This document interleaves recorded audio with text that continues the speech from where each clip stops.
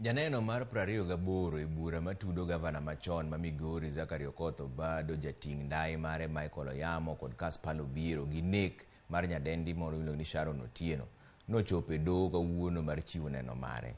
Lawrence Mula mane en MCA ma Kanyadoto ward e kaunti ma Homa Bay olero kaka notemo kelo kwe e kind mosenindo Sharon Otieno kod gavana machon bang' kane gisechako bedo gi tungni kane Sharon dwaro mondo jatelo no oyange kaka jaode nikech noting'o nyathine.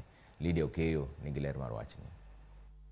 MCA machon ma Kanyadoto Lawrence Mula kawuono no chopo e nyim doho kaka janeno mar 28 e bura matudo gavana machon ma Migori jating ndai mare Michael Oyamo kod Kaspar Obiro gi nek mar Sharon Otieno. Some two men. Opimo kaka noromo gi Sharon e magawa moro e boma ma Homa Bay bang' Janeno biro kamano madhe chai.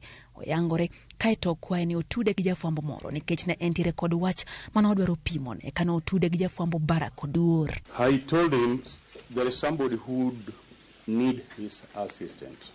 He told me, yes, I'm here. Umulet.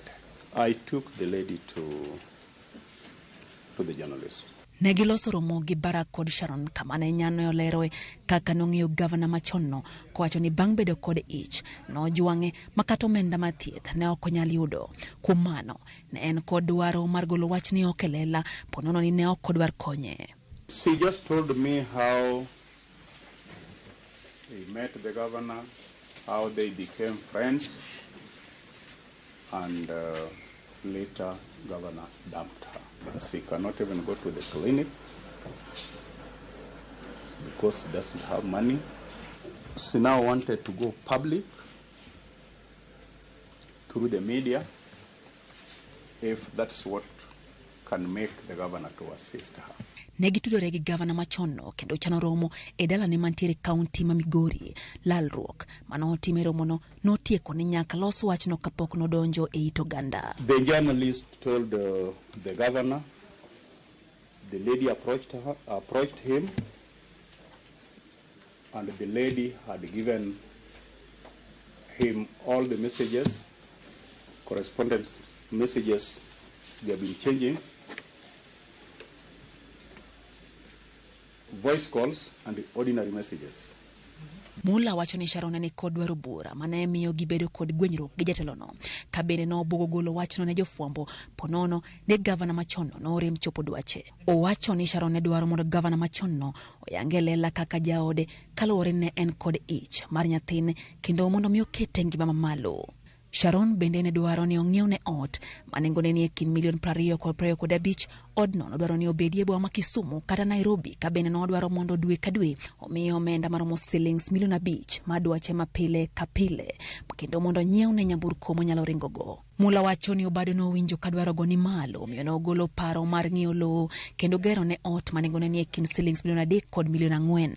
Sharon bende ne dwaro mondo thieth mage kinde mane opek otim mano osiptende man Nairobi to ok osiptende makaluo mano wacho ni ngadho mage ni piny.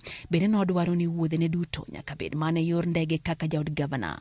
Kato bedo ni obado ne neno pek otenre kod dwaro mamalo mag Sharon ne ok otamore ni Sharon noting'o nyathine kendo ne gisebedo gi tudruok machiegni.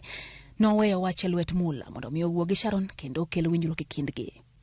Bang' ndalo bura nowuoyo gi Sharon eka jatelono nokwayo romo kode boma Nairobi mar ng'eyo kaka weche ne dhi. Nonyise ni Sharon koro noyie mondo gerne ot makmana nyaka obed gi gige ot duto e iye kaka jatelono ne dwaro.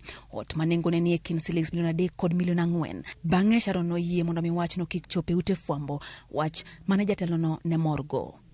Mula olero ni bang' kinde bura Sharon nonyise mondo we olos wechego gi jatelono wuon kaluwore ni winjruok koro ne nie kindgi. Bura no pod biro dhi mbele ka joneno bura pod igeno mondo mi ogol nendgi e nyim doho. Lydia Okeyo, Ramogi TV.